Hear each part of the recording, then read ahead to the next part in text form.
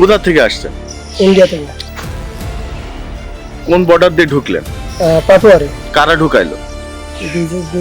প্রিয় দর্শক, এই যে দেখতে পাচ্ছেন যে এই দুজনের সাথে আমার হঠাৎ দেখা রাস্তায়। আমি সকালে মর্নিং ওয়াকে বেরিয়েছিলাম, তো দেখি এরা এইভাবে মাথায় ব্যাগ নিয়ে যাচ্ছিল। তো আমি প্রশ্ন করাতে তারা বলল যে তারা বিএসএফ তাদেরকে সকালবেলা তারা হচ্ছে যে কোনো একটা সীমান্তের বর্ডার দিয়ে তাদেরকে পাঠিয়ে দিয়েছে।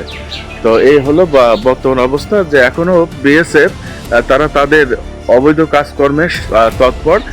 তারা যে কোনো পরিস্থিতিতেই পুশিং করছে তাদের বাংলাদেশি ট্যাগ লাগিয়ে ওখানকার মানুষদের। তো এই পর্যায়ে আমি সকলকে, প্রশাসনকে একটু সতর্ক থাকার আহ্বান জানাচ্ছি যে এভাবে তারা আবারও তৎপর হয়ে যাচ্ছে যে এইসব মানুষদের ভিতরে ঢোকানোর জন্য। ভাই, আপনার নাম কি? আমিনুর রহমান। পিতা? মোহাম্মদ আলী সানা। গ্রাম? দেয়ালতকে। আচ্ছা, তো এই যে সকালবেলা আজকে বৃহস্পতিবার 23শে জুলাই বৃহস্পতিবার সকাল 6টার দিকে আপনারা কোথা থেকে আসছেন? ইন্ডিয়া থেকে। ইন্ডিয়া থেকে আসছেন। কোথাতে, কোন বর্ডার দিয়ে ঢুকলেন? পাটোয়ারি। বাংলাদেশি পাটোয়ারি বর্ডার?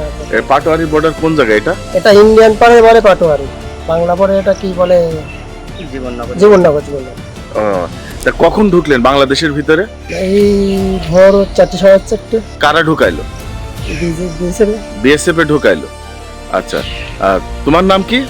খলিলুর রহমান। খলিলুর রহমান। পিতা? আচ্ছা, সেম। তুমি কত বছর আগে ইন্ডিয়াতে গিয়েছিলে? 2.5 বছর। 2.5 বছর। তাহলে আজকে 23শে জুলাই বৃহস্পতিবার সকাল 6টায় তোমাদের সাথে দেখা। তোমরা কোন বর্ডার থেকে ঢুকলে তুমি? পাটোয়ারি নাকি একটা বর্ডার বললো ওরা। আচ্ছা, কারা ঢুকাইলো? বিএসএফ। তো এখন আপনারা কোথায় যাবেন? বাড়ি যাবেন। আপনাদের সাথে আর কেউ আছে? আপনারা টোটাল কয়জন ছিলেন? হ্যাঁ, মানে মোট কয়জন? বিএসএফ কয়জন আপনাদেরকে পুশিং করেছে? মোট 7 জন। 7 জনের নিরাপদে ঢুকিয়েছে। আচ্ছা, কোনো বিজিবি ছিল না? বিজিবির সাথে দেখা হয়নি। তার আপনারা 7 জনই বাংলাদেশের ভিতরে ঢুকে পড়েছেন, তাই তো? ঢুকে আপনারা 2 জন একদিকে আর বাকি 5 জন কোন দিকে? বাকি 5 জন ওখানেই ছিল, ওরা আশপাশ দেখা হয়নি না? আচ্ছা, ঠিক আছে। তা আপনাদের ব্যাগের ভিতরে কি?